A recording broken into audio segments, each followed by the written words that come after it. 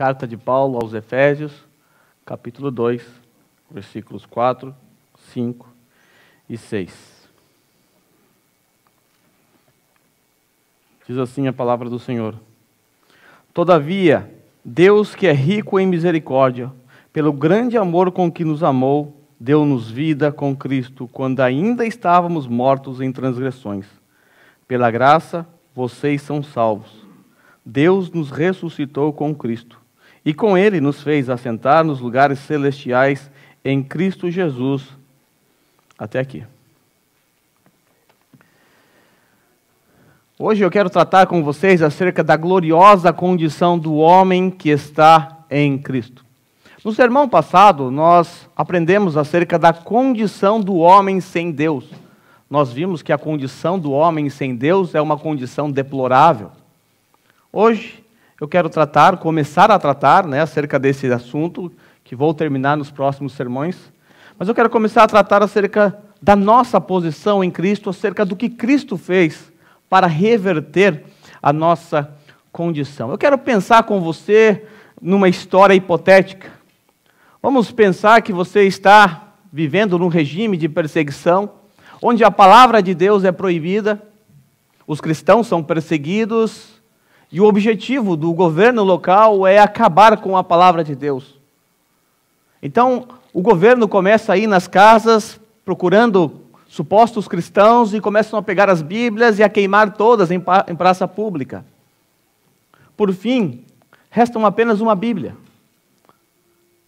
Então, os cristãos se reúnem secretamente e decidem cortar trechos, fragmentos da palavra de Deus, parágrafos, e dividir entre eles. Assim, aqueles irmãos poderão decorar um trecho do versículo, aquele parágrafo, e depois trocar com outro, e assim por diante. E aí você é alguém que está vivendo nesse país perseguido, mas você ainda não é cristão. Você não conhece a Deus. Mas por alguma razão, seu coração começa a sentir o desejo de aprender sobre Deus. Você quer ouvir o Evangelho, só que não há mais igrejas. Você não sabe onde estão os cristãos, porque eles estão escondidos. Você não sabe a quem procurar, mas você quer aprender acerca de Deus, você quer conhecer a Deus.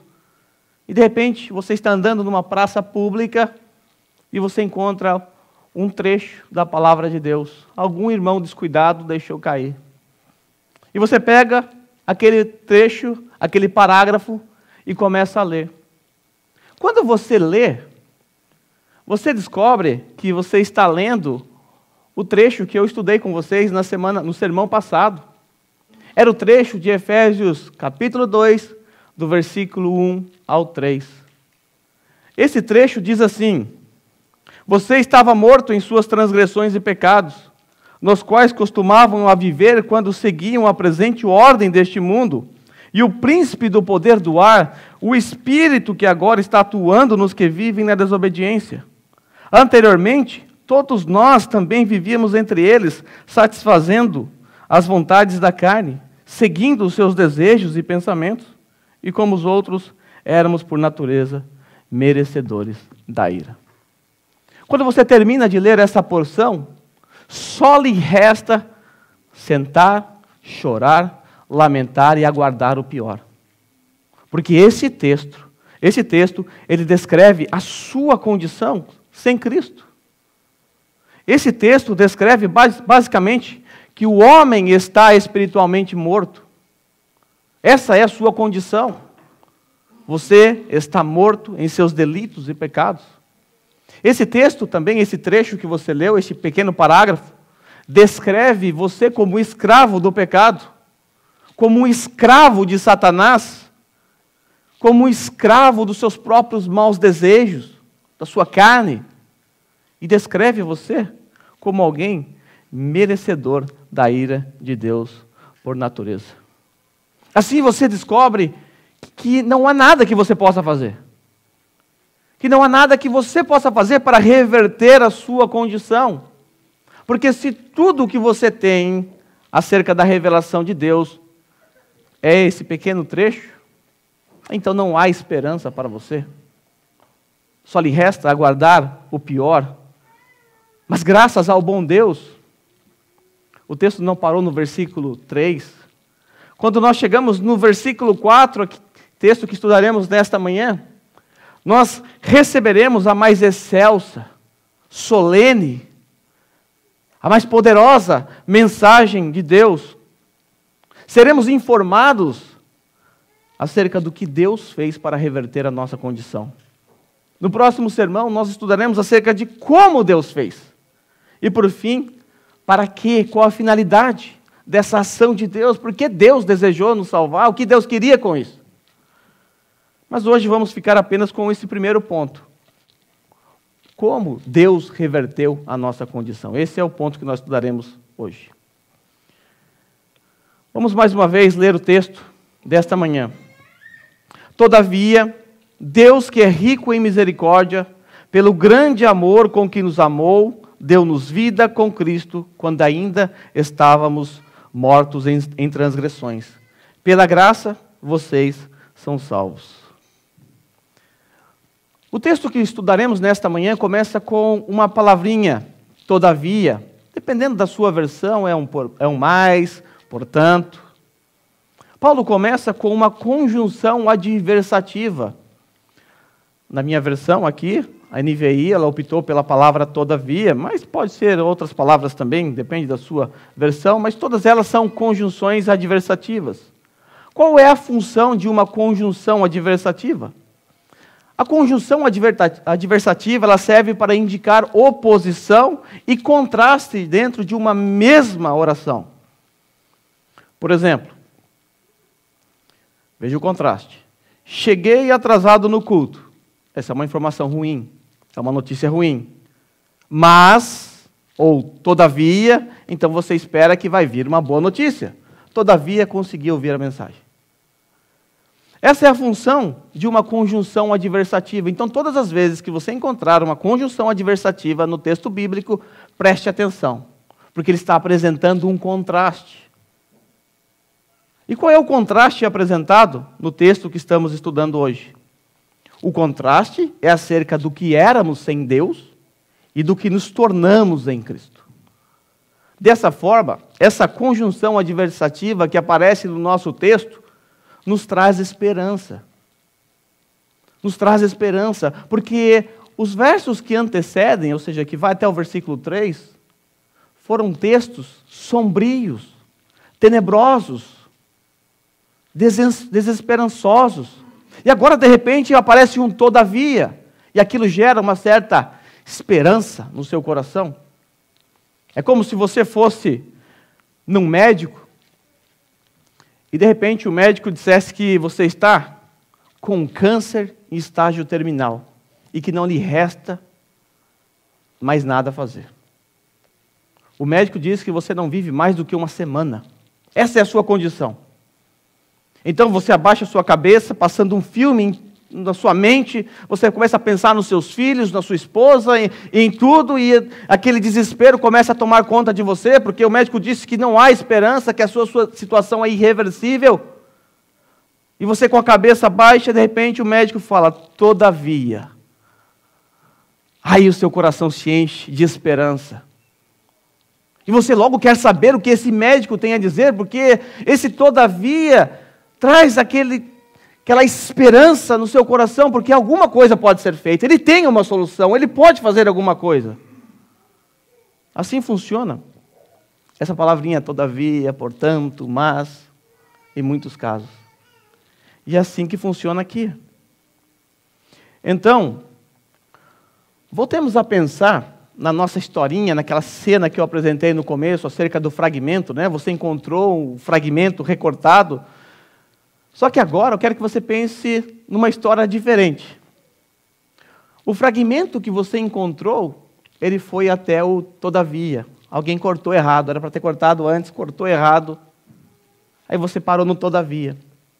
Você viu a sua condição, assim como o médico te diagnosticou, e agora tem o todavia. Ou seja, você sabe que alguma coisa aconteceu, que há uma boa notícia que vai seguir, mas você não tem o resto. Lhe falta informações. E agora você fica desesperado, querendo descobrir o que vem depois do todavia, o que precisa ser feito. Como é que eu posso resolver essa minha condição de morto, escravo do pecado, escravo de Satanás, merecedor da ira de Deus? Como que eu posso reverter essa condição? E aí então, você descobre que outras pessoas, outros irmãos, que também são cristãos, possuem pedaços da palavra de Deus. Você descobriu que a sua vizinha é uma cristã, e que está escondida, e que ela detém um trecho da palavra de Deus. E você vai até ela. E pela providência de Deus, o trecho que ela está em mãos é exatamente versículos 4, 5 e 6.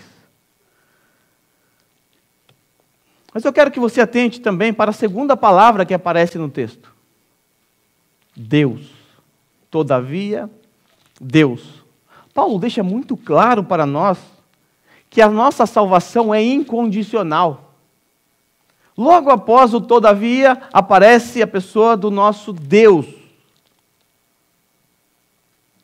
Isso, por si só, já deixa claro para todos nós que a solução não está em mim, nem em você. A solução está em Deus. Deus incondicionalmente agiu para reverter a nossa condição. Então, a nossa salvação teve iniciativa em Deus. Se você pode grifar a sua Bíblia, grife a palavra Deus, para que você não se esqueça que você é salvo pela vontade soberana de Deus. O texto não diz assim: todavia a igreja, todavia o pastor, todavia suas boas obras, todavia sua boa moralidade. O texto não diz isso. O texto diz: todavia Deus, a solução está em Deus. Bem, com o fragmento que temos em mãos, que você tem em mãos, você então já descobriu que há razões para o homem caído ter esperança. Tem a palavrinha todavia. Então você passa a ter esperança, há uma solução, e aí você descobre que a solução vem de Deus. Você sabe que Deus fez alguma coisa. E aí então, você tem todo este trecho, que é o que eu vou pregar hoje, em suas mãos. E você vai receber informações suficientes para você descansar em Deus. Você vai ter informações suficientes para descobrir o que Deus fez para reverter a sua condição. Vejamos. Veja como Deus agiu para reverter a nossa condição. Todavia, Deus, que é rico em misericórdia. Como Deus agiu para reverter a nossa condição? Deus agiu com rica misericórdia. Versículo 4, parte A. Para entendermos o que Deus fez para reverter a nossa condição, é importante atentarmos para o significado das palavras. As palavras que Paulo utiliza aqui nesse texto são importantes, e é importante atentar para o significado das mesmas. A palavra portuguesa misericórdia, ela tem origem latina, e ela reflete muito bem a ideia do texto sacro. Essa palavra é formada por uma junção de miserere, que significa ter compaixão, e cordis, que significa coração. A palavra misericórdia, então, significa ter compaixão com o coração. É a junção dessas duas palavras. Em poucas palavras, misericórdia é um sentimento de compaixão despertado pela desgraça ou pela miséria alheia.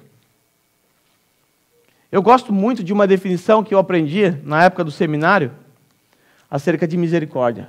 Misericórdia é não dar a outrem aquilo que ele merece. Esse é o significado da palavra misericórdia. É você não dar a outro o que ele merece. Deixa eu trazer uma ilustração para vocês. Imagine que você vive numa época das guerras medievais. Você é um rei, tem o seu castelo, tem seus súditos, as pessoas a seu comando, e de repente alguns mercenários invadem o seu reino, tacam fogo nas casas, incendeiam tudo, muitas pessoas começam a morrer queimadas, Eles começam a matar todos que estão ao seu caminho, começam a estrupar mulheres, matar crianças. Detalhe, matou o seu filho. E ele está em direção ao seu palácio, o palácio real. Você é informado por um arauto e esse arauto diz, olha, está se aproximando, já entrou dentro dos nossos portões, muitos mercenários selvagens, mataram já muitas pessoas. O rei então prepara toda a guarda, convoca o BOP, o BOP da época, convoca os melhores soldados. E esses soldados então capturam os mercenários, e agora o rei desce do seu palácio real, vai até o pátio onde estão os mercenários, todos de joelhos, amarrados, e cada um com uma espada sobre o seu pescoço, só aguardando a ordem real. Você é o rei. E você então desce, chega diante deles, e esses mercenários começam a gritar, ó rei, tenha misericórdia de nós. Tenha misericórdia de nós. O que esses mercenários estão pedindo? Para que o rei não os trate como eles merecem. Eles merecem o quê? A morte. A morte. Então o rei estende o seu cetro real e não dá àqueles mercenários o que eles merecem. O rei estende a sua misericórdia. O rei não os trata como eles merecem. Eles mereciam a morte, mas o rei não o tratou assim. Foi exatamente isso que Deus fez para conosco.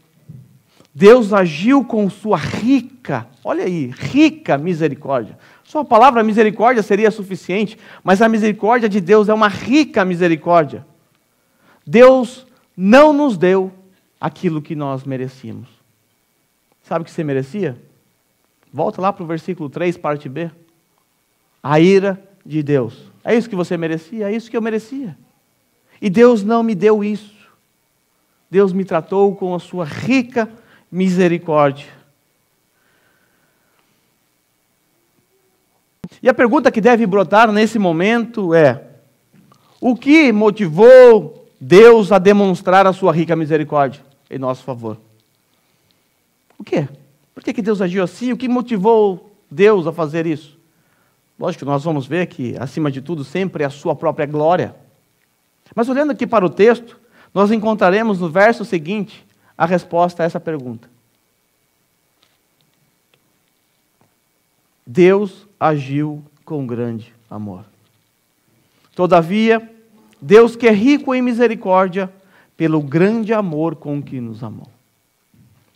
Então, para reverter a nossa condição, o nosso Deus agiu com rica misericórdia e também com grande amor. E é simplesmente fabuloso ler um texto como esse. É fantástico ler uma mensagem como esta. Quando você descobre a sua condição, anteriormente você era morto de seus delitos e pecados, escravo de Satanás, escravo da sua própria natureza, merecedor da ira de Deus, e de repente Deus entra em cena e reverte a sua situação, a sua condição, age com misericórdia e com amor, isso é fascinante.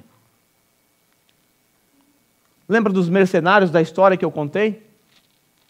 O rei estendeu então seu cetro de misericórdia sobre eles. E sabe o que o rei fez? O rei demonstrou sua benevolência e amor para com eles. O rei começou a tratá-los como seus próprios filhos. O rei fez dos mercenários os herdeiros. Foi exatamente isso que Deus fez conosco. Éramos os mercenários nessa história. Éramos inimigos de Deus. E Deus agiu com rica misericórdia. Não nos deu o que merecíamos. Ele ofereceu o seu amor, Ele nos amou. E nos colocou para sermos participantes do seu reino.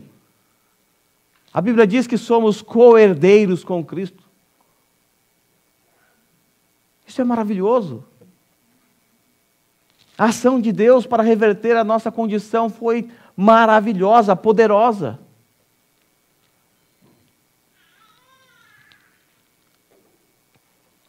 Deus demonstrou o seu amor para conosco. Nós podemos encontrar essa verdade reverberando lá em Romanos capítulo 5, versículo 8, onde o apóstolo Paulo diz que Deus provou o seu amor para conosco. Olha, Deus ainda provou o seu amor para conosco. O que ele fez para provar o amor dele para conosco?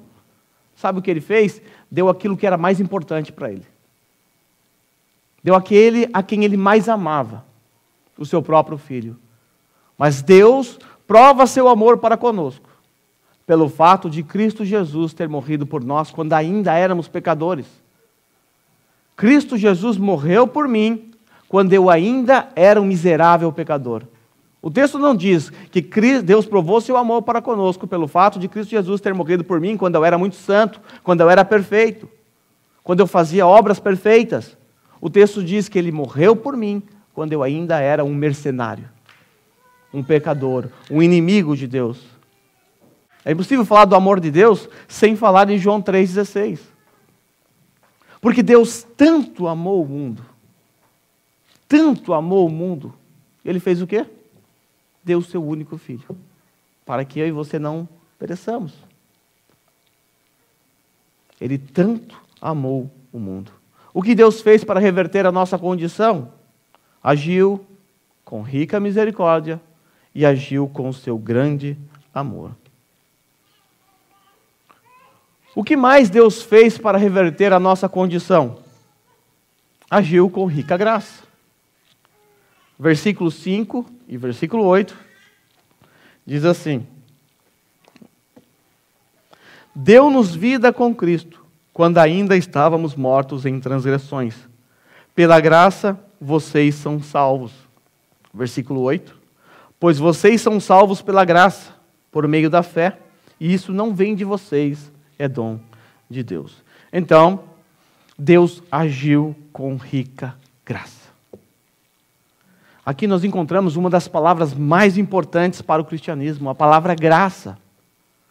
A palavra graça literalmente significa favor imerecido, ou favor não merecido.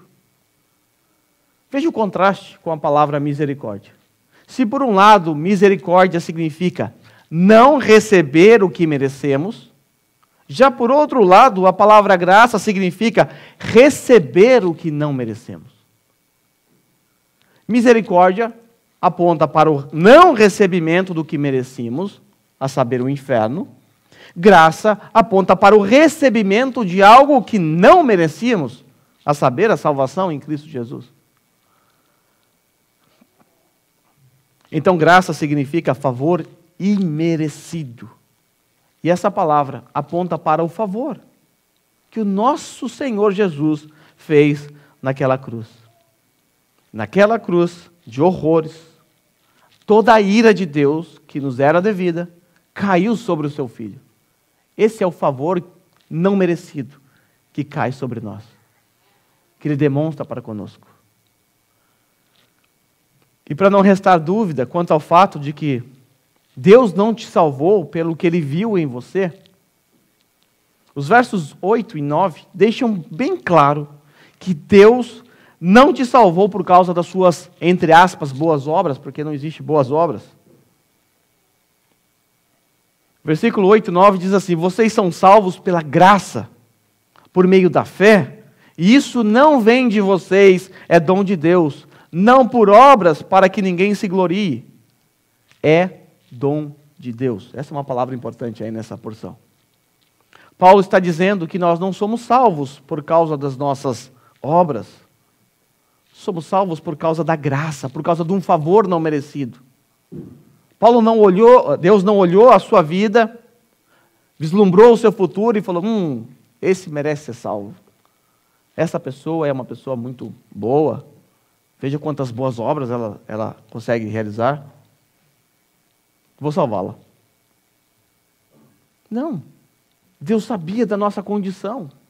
Sabia que nos era impossível reverter essa condição. Então Deus não nos salva por causa do que Ele vê em nós. Deus nos salva por causa do que Ele viu em Cristo. É-nos dito que tudo isso, esse processinho de salvação aqui, fé, salvação, é um dom de Deus. É uma dádiva, é um presente de Deus para nós. então não nos resta dúvida que a salvação é pela graça. Deus nos salva pela sua rica graça.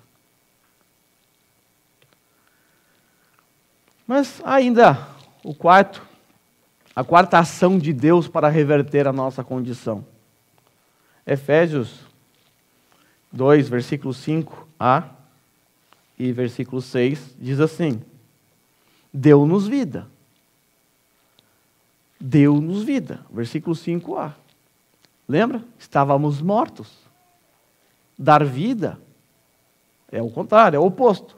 Aponta para a ressurreição. Estava morto, ressurreição. Deu-nos vida com Cristo quando ainda estávamos mortos em transgressões. Agora, versículo 6. Deus nos ressuscitou com Cristo e com Ele nos fez assentar nos lugares celestiais em Cristo. Olha o que Deus fez aqui. Nos ressuscitou com Cristo e com Ele nos fez assentar nos lugares celestiais em Cristo. Então Deus age de maneira poderosa. Como Deus reverteu a nossa condição? Agindo de maneira poderosa. Paulo descreve a nossa condição. Lá nos versículos 1, 2, 3. E nós vimos que ela era deplorável. E agora nós estamos vendo que para reverter aquela condição do versículo 1, 2 e 3, foi necessário o emprego de um poder não menor que o poder que Deus atuou em Cristo, revertendo a condição de Cristo, ressuscitando dos mortos e o fazendo assentar nas regiões celestiais, o exaltando. Lembra do que eu disse no sermão passado? Para que o supremo propósito de Deus na nossa eleição fosse alcançado, foi necessário o emprego de um grandioso poder. Mas que poder é esse? Eu já respondi essa pergunta anteriormente. Que poder é esse? Nós precisamos voltar à nossa página da Bíblia, lá para o capítulo 1, versículo 17 e 20. Lembra que Paulo ouviu acerca da fé daqueles irmãos, rendeu ação de graças, ouviu acerca do amor para com eles, e depois Paulo faz uma oração. Veja o fim da oração de Paulo, lá no versículo 20. Mas vamos ler a partir do versículo 17, para entender todo o contexto da oração de Paulo. Oro também para que os olhos do coração de vocês sejam iluminados, a fim de que vocês conheçam a esperança para a qual Ele os chamou, as riquezas da gloriosa herança dele nos santos e a incomparável grandeza do seu poder para conosco. Paulo pediu a Deus que iluminasse os olhos, que abrisse os corações daqueles irmãos. Para quê? Para que eles, além de serem iluminados, entender a esperança para a qual eles foram chamados, entenderem que eles são uma rica herança do Senhor, também para que eles entendam esse poder, para que eles entendam essa incomparável grandeza do poder de Deus para conosco. Aquele poder que atuou em nós. Mas que poder é esse? Paulo responde no versículo 20. Esse poder, ele exerceu em Cristo, ressuscitando dos mortos e fazendo-o assentar à sua direita nas regiões celestiais. Consegue perceber o raciocínio de Paulo aqui?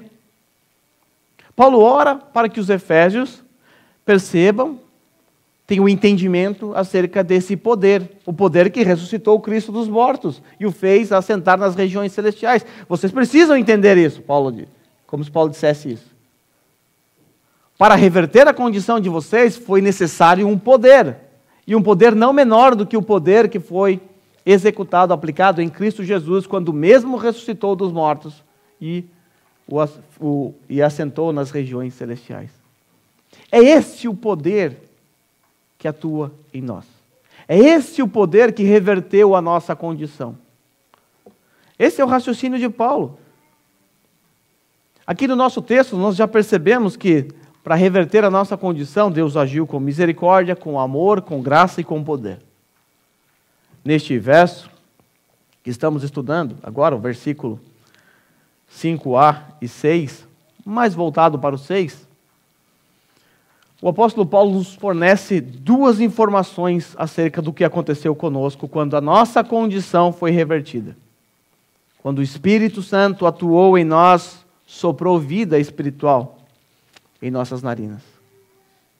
A primeira informação é que fomos ressuscitados com Cristo. Essa é a primeira informação do texto. Fomos ressuscitados com Cristo. Essa é a verdade que nós ilustramos no batismo. O batismo é a representação desta realidade espiritual. Estávamos mortos em delitos e pecados, até que um dia Deus agiu graciosamente em nosso favor. E quando Deus agiu em nosso favor, Ele nos ressuscitou pelo poder do Espírito Santo. Por isso, se o batismo de alguém foi aplicado num tempo em que esta realidade não ocorreu, então a pessoa não foi batizada. Porque o batismo representa esta realidade. O batismo é aplicado àqueles que morreram, foram sepultados e ressuscitaram com Cristo. Vamos considerar o texto de Romanos, capítulo 6, versículo 3 e 4, que é o texto clássico acerca do batismo. Paulo diz assim: ou porventura, ignorais que todos nós que fomos batizados em Cristo Jesus, fomos batizados na sua morte, morremos com Cristo. Fomos, pois, sepultados com Ele, com Cristo. Fomos, pois, sepultados com Ele na morte pelo batismo. Para quê? Para que, como Cristo foi ressuscitado dentre os mortos pela glória do Deus Pai, assim também andemos nós em novidade de vida. É isso que acontece com o crente, quando o Espírito Santo toca no seu coração, quando ele experimenta a regeneração. Ele morre com Cristo, é sepultado com Cristo e ressuscita com Cristo para uma vida nova. No dia em que você recebeu o presente da salvação, foi exatamente isso que aconteceu com você. Você foi crucificado. Por isso você já não mais vive para si. O seu velho homem morreu naquela cruz, você deixou ele lá na cruz. Sei que às vezes você tira ele de lá, mas é para ele ficar lá. Para que você não mais viva para si, para que você viva para Ele, para que você viva para servir a comunidade.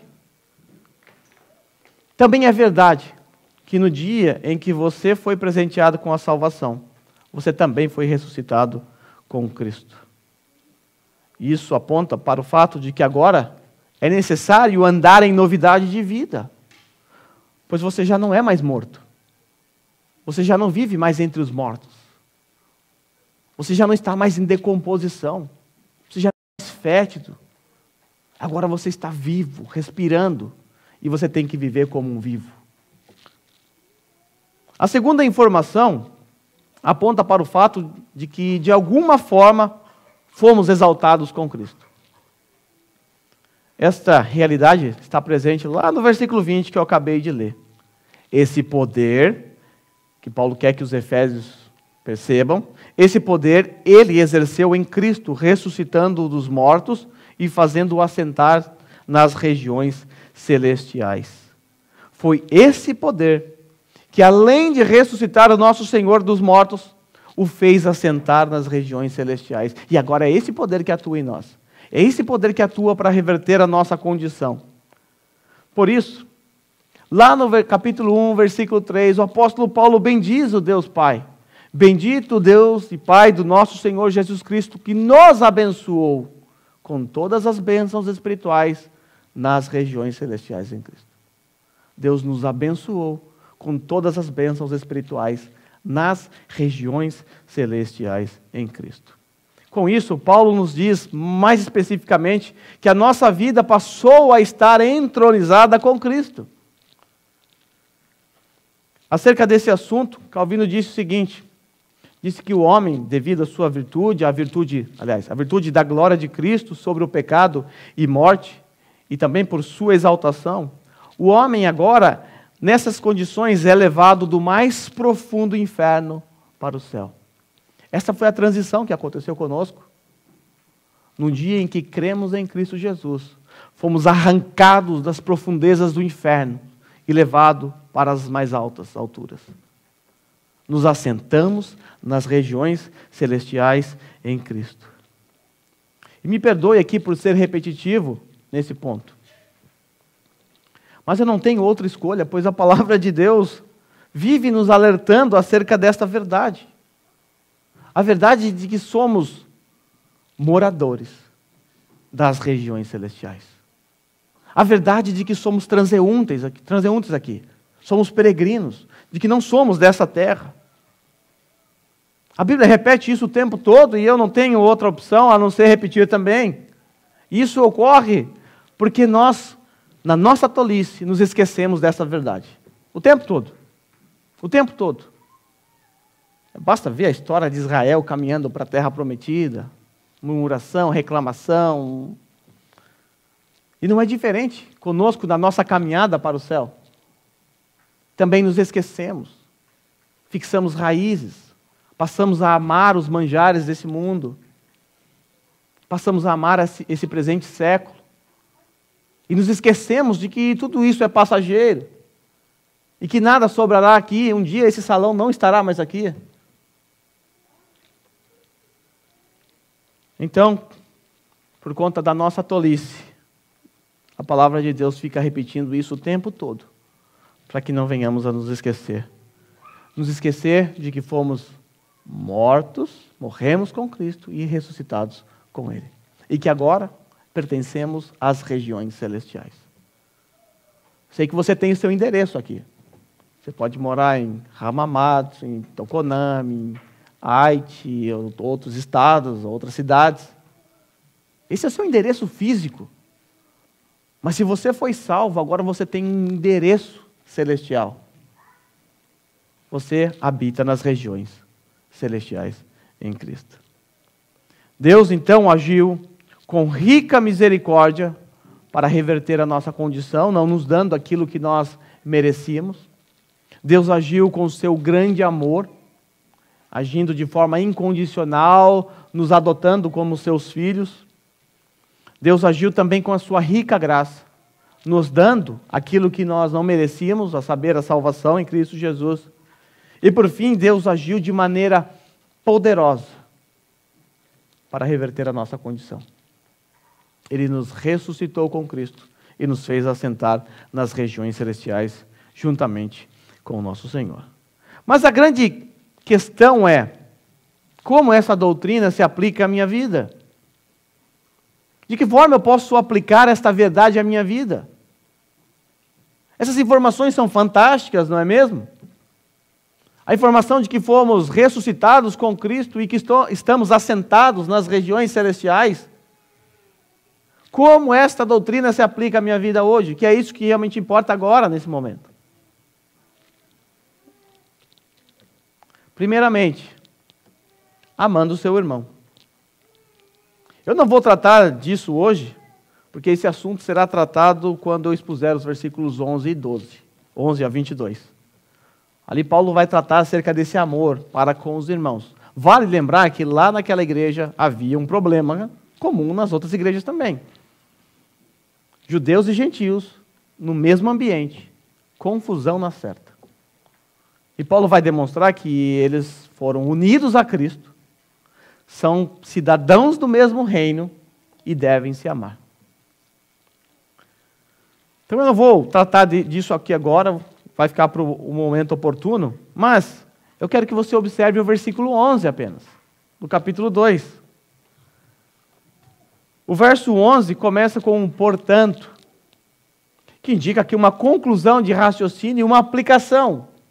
Pelo que ele disse anteriormente, com base no que foi dito, então ele vai dizer o que a igreja deve fazer, o que os irmãos devem fazer.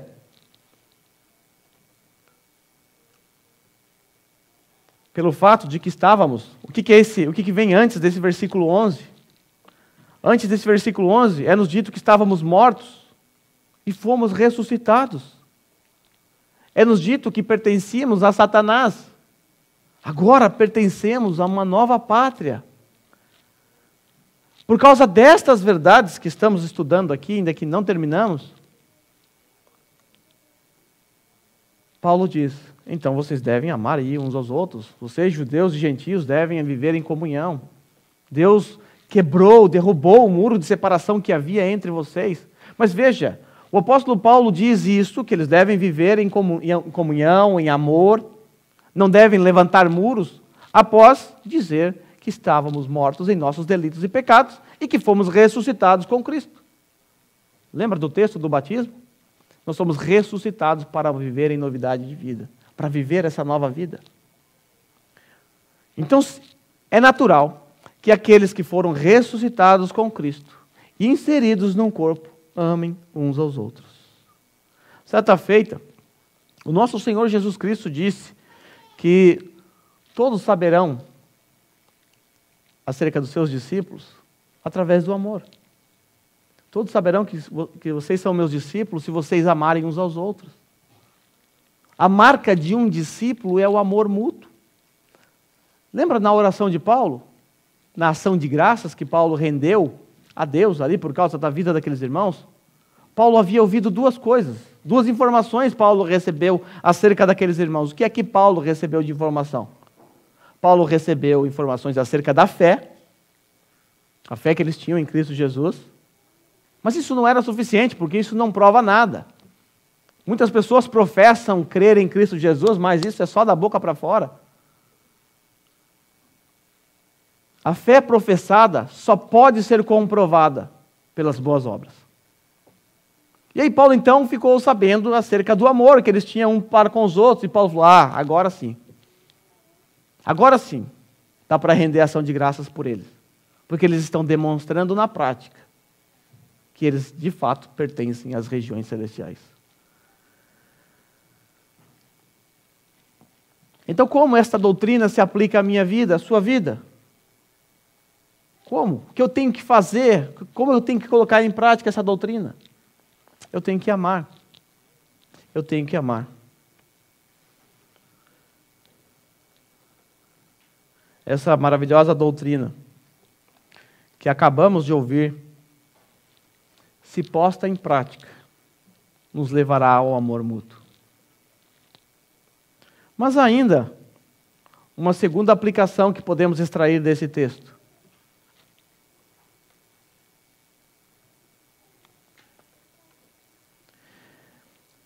Se de fato fomos salvos e se absorvemos as verdades aprendidas dessa doutrina da ressurreição e exaltação junto com Cristo, então buscaremos viver vidas santas e irrepreensíveis na presença do Senhor. Se de fato nós somos escolhidos, então mortificaremos a nossa carne, mortificaremos o nosso ego e fugiremos com todas as nossas forças das obras da carne. Nós seremos resolutos e não admitiremos nada além do fruto do Espírito em nossas vidas. Como nós sabemos, a epístola que Paulo escreveu aos Colossenses é uma epístola irmã gêmeas dessa carta de Paulo aos Efésios. Alguns chegam até a dizer que Colossenses é um esboço da carta de Paulo aos Efésios. Por isso vocês vão perceber que muito do que eu falo, o Rogério repete, e vice-versa. E lá na carta de Paulo aos Colossenses, nós encontramos o apóstolo Paulo tratando também da morte e da ressurreição de Cristo, e ali ele trouxe aplicações profundas para as nossas vidas. Eu quero então que você vire a sua Bíblia, vire aí a página da sua Bíblia para Colossenses. Quero estudar um pouquinho com vocês, é lógico que eu não vou pregar esse texto, o Rogério vai fazer isso na oportunidade em que ele expor esse texto. Mas eu quero que você, comigo, atente para este texto. Neste capítulo, nesse presente capítulo, capítulo 3, Paulo começou a tratar das questões práticas. Mas tudo que Paulo disse está fundamentado no fato de que morremos e ressuscitamos com Cristo. Se você olhar lá para o versículo 12, ele diz assim: tendo sido sepultados juntamente com ele no batismo, no qual igualmente fostes ressuscitados mediante a fé e no poder de Deus que o ressuscitou dentre os mortos. Esse é o contexto Lá no capítulo 2, versículo 12, é nos dito: tendo sido sepultados juntamente com ele no batismo. Ele apontou mais uma vez para a realidade expressa no batismo. Você morreu e ressuscitou. E agora, volte teus olhos para o capítulo 3, versículo 1. Esse trecho é um pouco longo, mas é rico demais para deixar passar. Vamos ver as questões práticas neste texto.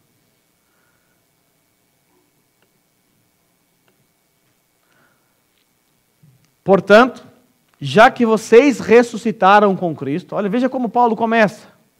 Portanto, ou seja, porque vocês ressuscitaram com Cristo, agora ele vai dar algumas diretrizes práticas para nós.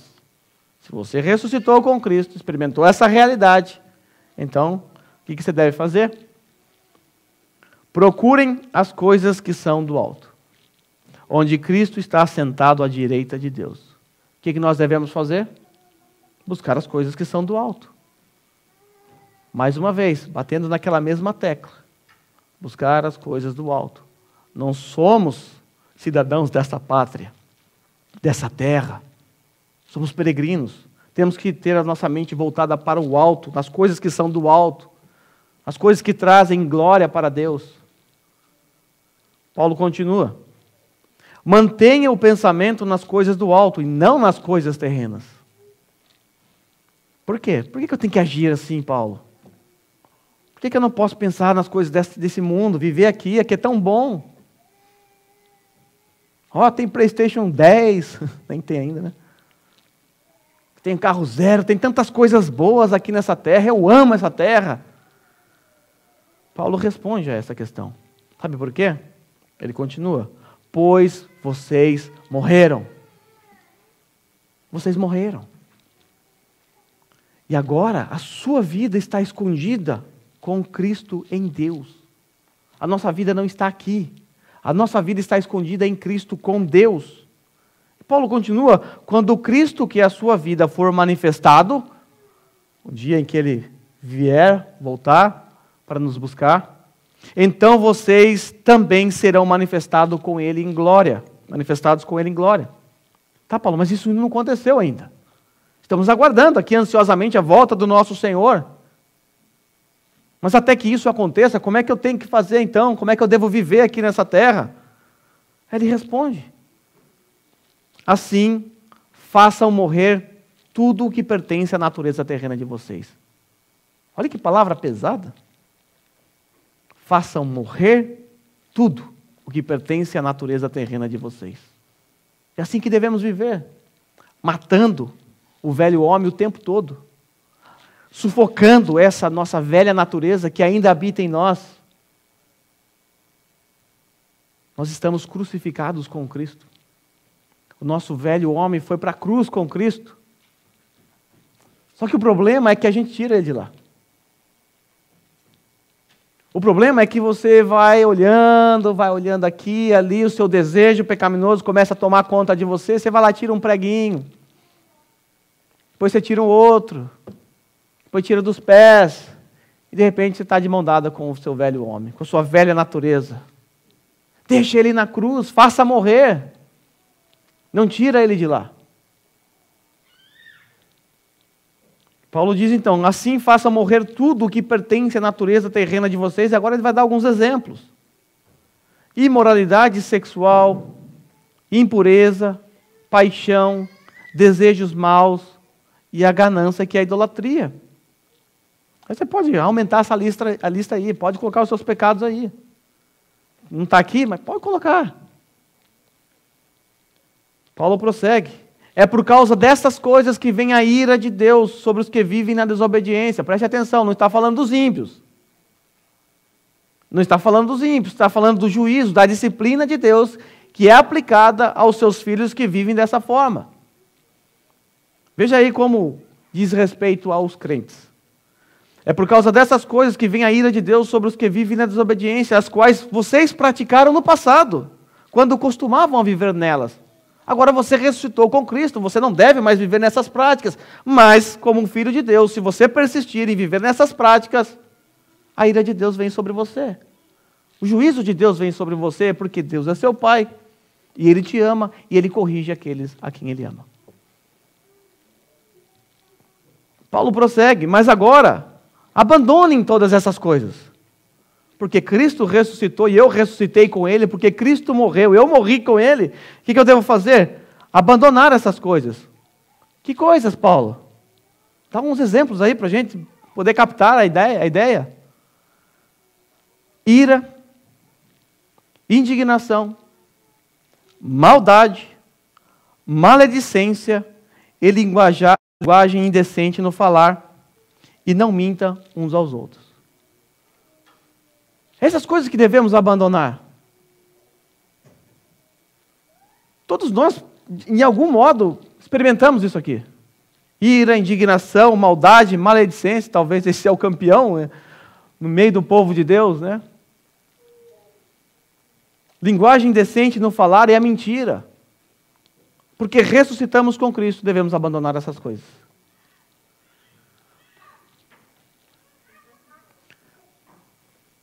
Paulo continua. Visto que vocês já se despiram do velho homem com suas práticas e se revestiram do novo. Nós nos despimos do velho homem. Tiramos a roupa do velho homem e nós recebemos uma roupa nova.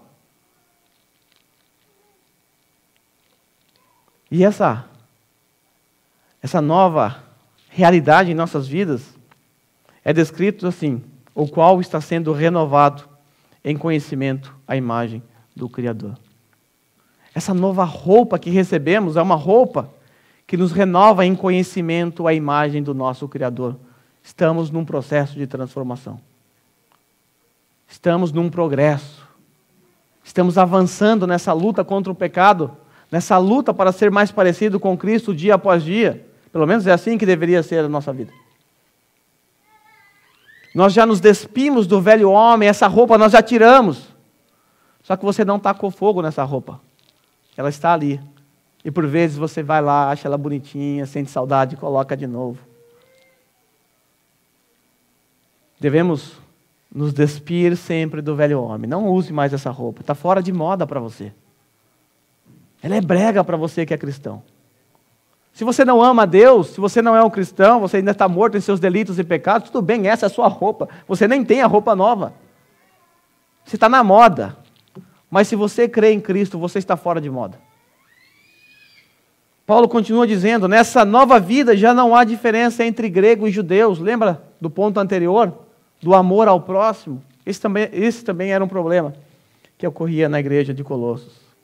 Circuncisos e incircuncisos, bárbaros e citas, escravos e livres. Cristo é tudo e está em todos.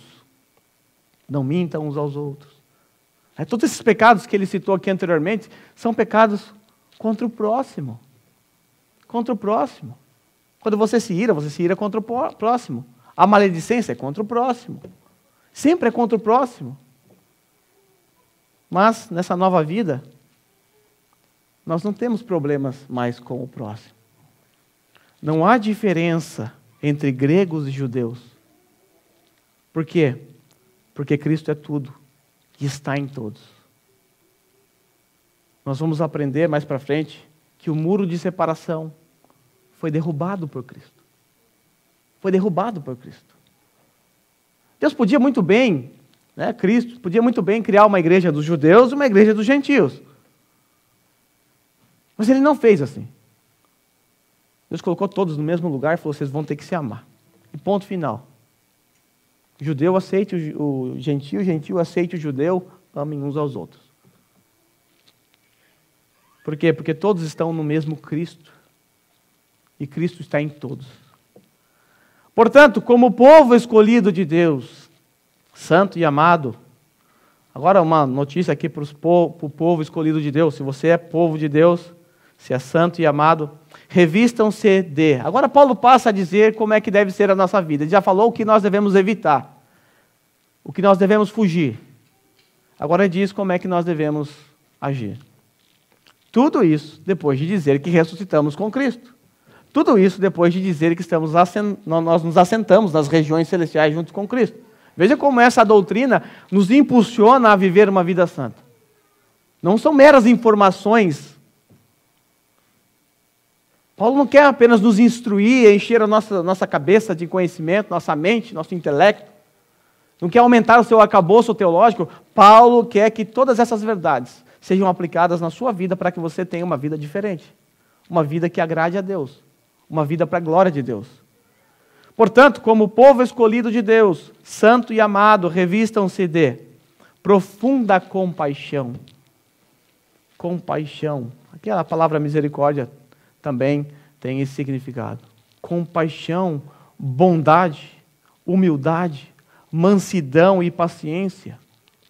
É tudo isso que nós precisamos para viver em comunidade. Compaixão, bondade, humildade, mansidão, paciência. Suportem-se uns aos outros e perdoem as queixas que tiverem uns contra os outros. Compaixão, bondade, tudo isso. Perdão, perdoe as dívidas dos outros, perdoem as ofensas. E aí Paulo diz algo muito forte e difícil. Perdoem como o Senhor lhes perdoou. Esse é o padrão de perdão que deve estar em nós. Esse é o padrão. Eu perdoo, mas é do meu jeito. Isso não está funcionando, não. Devemos perdoar como o Senhor nos perdoou. Certo teólogo disse que quando nós oramos o Pai Nosso sem perdoar o próximo, nós estamos assinando a nossa sentença de morte. Porque nós dizemos assim na oração do Pai Nosso: perdoa-nos assim como perdoamos. Já pensou se Deus resolve nos perdoar dessa forma? Deus olha o meu padrão e fala: eu vou perdoar você, Glauber, com o mesmo padrão que você perdoa os seus irmãos. Aí eu estaria lascado. Eu estaria em maus lençóis. Porque eu não perdoo como Cristo me perdoou. Eu sei que ninguém aqui consegue. Mas esse é o padrão. Nada menos do que isso é o padrão. Eu perdoo, mas Cristo não fez isso. Quando Ele te perdoou, Ele te perdoou. E Ele nunca, nunca jogou no teu rosto os seus pecados. Nunca. Ele te perdoou. Então, quando você perdoar alguém, enterre isso. Acabou, ponto final. Haja como Cristo. Joga isso na sepultura. Não fique ressuscitando, né? Sexta-feira, no grupo de estudo, nós até brincamos, né, que a mulher tem um HD de 1 tera, né, de recordações, que ela guarda tudo, que às vezes ela faz o backup na hora e despeja nos homens. Mas os homens também fazem isso. De outra maneira, mas também fazem isso. Se houve perdão, reconciliação, acabou. É assim que Deus agiu. Assim que Deus age. Perdoe como o Senhor lhes perdoou. Que pesado. Que difícil. Mas é assim. É assim que está escrito. Acima de tudo, porém, revistam-se do amor, que é o elo perfeito. Lembra que a lei de Deus, ela é resumida em amor? O amor é o elo perfeito. Se eu amar a Deus, e se eu amar ao próximo, estarei vivendo uma vida digna do Senhor. Digna do Evangelho. Paulo continua, não acabou ainda não. Que a paz de Cristo seja o juiz em seu coração, visto que vocês foram chamados para viver em paz, como membros de um só corpo. Sejam agradecidos. Está aqui outra dificuldade que nós enfrentamos. Nós não somos agradecidos. Nós estamos vivendo uma época complicada para o Japão, para o mundo todo, né? Mas a Toyota resolveu parar alguns dias e a situação está apertada para muitos. E muitos se esquecem que essa situação está no controle de Deus. E que a sua vida também está no controle de Deus. E não é incomum ouvir murmuração. Quando nós olhamos para a nossa situação agora, a Toyota está em crise, o salário está caindo, está tudo indo mal. Mas quando você olha para esta verdade, eu morri e ressuscitei com Cristo, e eu não sou dessa terra, e Deus vai cuidar de mim, eu tenho um coração agradecido, mesmo em meio às tribulações. O descontentamento, como eu já disse em outros sermões, produz um filhote monstrengo, a murmuração.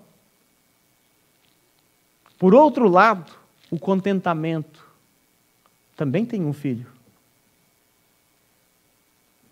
a gratidão. A gratidão. Quer saber se você é contente? Avalie os seus lábios. O que flui dos seus lábios? Gratidão a Deus? Ou você reclama de tudo? Se essa é a sua condição, você está no processo, ou está no mais profundo descontentamento. Paulo diz: sejam agradecidos. Sejam agradecidos. Quando a situação estiver difícil para você, lembre-se, você morreu, ressuscitou com Cristo. E você está numa condição diferente. Você está assentado nas regiões celestiais com Cristo. Agradeça por isso. Agradeça por isso. Paulo diz assim: habite ricamente em vocês a palavra de Cristo. Está aqui o antídoto. Está aqui o segredo para viver essa vida cristã na palavra de Deus. Por isso ela precisa habitar em nós ricamente, ela deve habitar ricamente em nós. Porque é ela que nos ajuda a viver de acordo com essa nova natureza.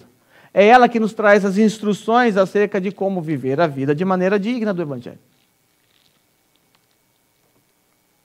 Então, que a palavra de Cristo habite em vocês de maneira rica. E a comunidade, que é habitada por essa palavra, deve ensinar, aconselhar uns aos outros com toda a sabedoria, cantar salmos, hinos, cânticos espirituais com gratidão a Deus em seu coração. A comunidade que absorve estas verdades, as verdades de que fomos mortos, ressuscitados e agora fomos exaltados junto com Cristo, essa comunidade vive ensinando, aconselhando, com sabedoria, cantando, aproveitando os momentos para adorar a Deus. Vive com gratidão no coração. É assim que é a comunidade que se despiu do velho homem. Assim é a comunidade que morreu e ressuscitou com Cristo. Por fim, Paulo diz: tudo o que fizerem, sejam em palavras ou em ação, façam-no em nome do Senhor Jesus, dando por meio dele graças a Deus Pai. Graças a Deus Pai. Então, como devemos aplicar essas verdades que aprendemos nesta manhã? Em resumo, vivendo de maneira digna do Evangelho. Essa doutrina da morte, sepultamento, ressurreição e exaltação com Cristo nos empurra, nos impulsiona a viver uma vida santa. A viver de acordo com esses padrões que estão aqui. Nós reconhecemos que tudo isso é difícil. É difícil viver de acordo com o padrão da palavra de Deus. Mas nós não podemos baixar o padrão. Esse é o padrão. Nós não podemos mudar a palavra de Deus simplesmente porque a gente não consegue viver assim. Antes devemos viver batalhando, lutando, estamos numa guerra. Numa guerra contra a nossa própria carne, contra a nossa própria natureza. Somos cidadãos dos céus. Essa é a verdade que não devemos nos esquecer. Somos peregrinos aqui. Deus nos deu as coisas, é verdade, o carro, os nossos bens, a nossa casa, tudo para o nosso benefício. Mas tudo isso é porque Ele é bom. Nós somos apenas mordomos do Senhor. Somos apenas mordomos. Tudo que temos aqui, o meu computador, esse microfone, tudo que temos é porque o Senhor nos deu. E é dele. E tem que ser usado para Ele. Sei que essas verdades são difíceis para você quanto é para mim. Mas nós precisamos viver de acordo com esta verdade, de acordo com este padrão. E eu preciso da tua ajuda para viver esse padrão. Eu vivo essa luta também. E eu preciso de você para viver de acordo com esse padrão. É para isso que estamos numa comunidade. É para isso que nós estamos aqui. Porque se eu não puder contar com vocês na minha luta contra o meu pecado, então isso não é comunidade, isso não é igreja. Isso é um clube social. É um clube de interesses. Há coisas melhores a fazer. Nós estamos aqui porque nós amamos o Senhor. Nós nos reunimos para adorar a Deus. Temos comunhão para que a palavra de Deus habite em nós, para ensinar, aconselhar com sabedoria, cantar salmos, hinos, cânticos espirituais. É para isso que serve essa comunidade. Que o Senhor nos ajude na nossa luta contra o pecado. Se de fato nós nascemos de novo, estamos numa luta. Se para você o pecado é algo que não te incomoda, então isso significa que você não tem luta nenhuma. Isso significa que você não tem luta nenhuma.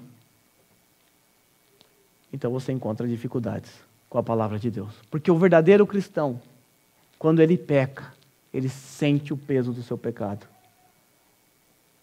Ele sente o pecado esmagando o seu coração.